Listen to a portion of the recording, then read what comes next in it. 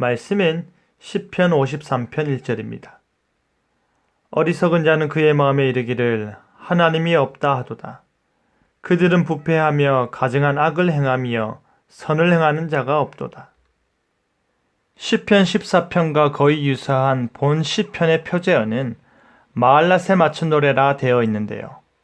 이 말은 슬픈 운율에 맞춘 노래라는 뜻입니다.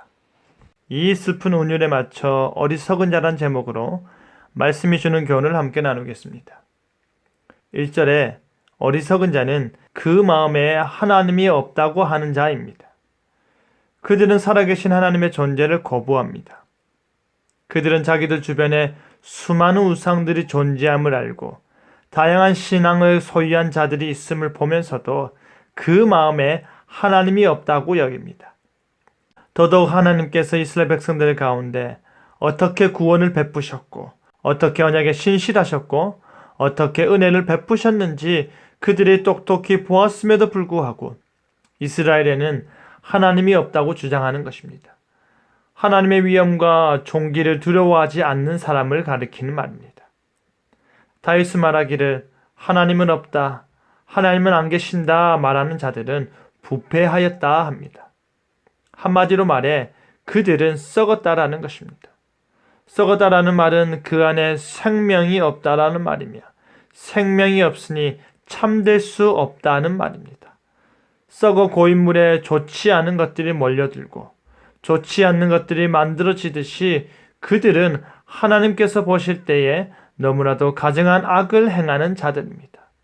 선보다는 악을 행하고 의보다는 불의를 사랑하고 정직보다는 반칙이 편하고 하나님보다는 세상 권력자가 훨씬 중요한 자들이 바로 부패하여 악을 행하는 자들입니다. 하나님께서 이와 같은 자들을 볼 때에 어찌 진노하지 않으시겠습니까? 이제 2절을 보시면 어리석은 자에 대한 하나님의 입장을 다루고 있는데요. 여호와께서 하늘에서 땅의 사람들을 굽어보신다라는 것입니다. 하나님의 보좌가 있는 하늘에서 이 세상의 심판자로서 이 세상의 왕으로서 인생을 살펴보시는 것입니다. 왜 하나님께서 굽어 살피시는지 아십니까? 하나님께서 하나님을 찾는 사람들이 있는지 살펴보고자 하심입니다. 이어 3절을 보시면 하나님께서는 인생을 살피신 후 최종적으로 내리신 판단에 대한 진술을 하시는데요. 제 아무리 인간의 기준에 따라 인간이 성공적이며 권세 있고 부요한 자로 판단될지라도 하나님 편에서는 정반대라는 말입니다. 단 한 사람도 없다 합니다. 단 한 사람도 하나님께서 굽어 살피실 때에 선을 행하는 자가 없다고 합니다. 단 한 사람도 하나님을 만족시키지 못했다라는 것입니다. 모두가 악을 행하되 가증한 악을 행하였습니다. 모든 사람들이 뒤돌아서서 잘못된 길로 갔습니다. 모두가 썩었으며 착한 일을 하는 그 한 사람이 없었습니다. 인간의 실상을 적나라하게 지적하고 있는 것입니다. 하지만 탄식으로 시작한 다윗의 노래는 6절을 보면 구원에 대한 확실한 소망으로 본 시를 마무리 짓는데요.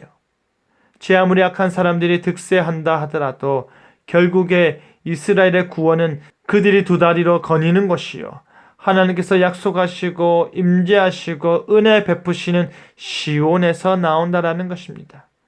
하나님 언약궤가 있는 시온에서 구원이 나오며 보다 적극적으로 이스라엘 구원을 성취하실 것을 강조하고 있는 것입니다.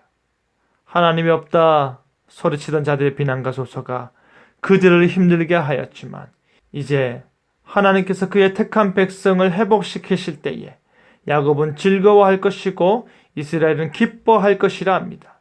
슬픈 노래를 부르던 다윗의 입술이 이제는 자신을 건져주실 하나님의 구원을 확신하며 기쁨의 노래를 부르는 것입니다. 사랑하는 성도 여러분, 여러분은 하루하루의 삶 속에서 얼마나 하나님을 인정하고 계십니까? 입술로 하나님이 없다고 말하는 자들이 있습니다. 자신의 생각과 글로 하나님이 없음을 설득하고자 노력하는 자들도 있습니다. 하지만 가장 심각한 것은 하나님을 믿는다 말하면서 하나님을 향한 자신의 신앙을 생각과 글로 고백하면서도 실제 삶 속에서는 하나님이 없는 듯이 사는 자들입니다. 사랑하는 성도 여러분, 혹시 여러분께서 제일 마지막에 속하는 건 아니십니까? 여러분도 다윗이 말하는 어리석은 자 중에 한 사람인 건 아닌지 되돌아보시길 바랍니다.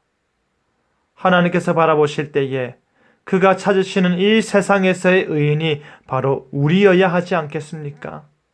우리의 생각과 입술과 삶이 하나님을 진실되게 인정함으로 인해 여러분의 입술이 탄식과 슬픔과 좌절이 가득한 입술에서 소망과 기쁨과 행복이 가득한 입술로 변화되길 바랍니다. 그리하여 하나님께서 바라보실 때에 어리석은 자가 아니라 지혜로운 자가 되어 하나님을 날마다 실제로 인정하는 저와 여러분 되기를 간절히 바랍니다. 아멘.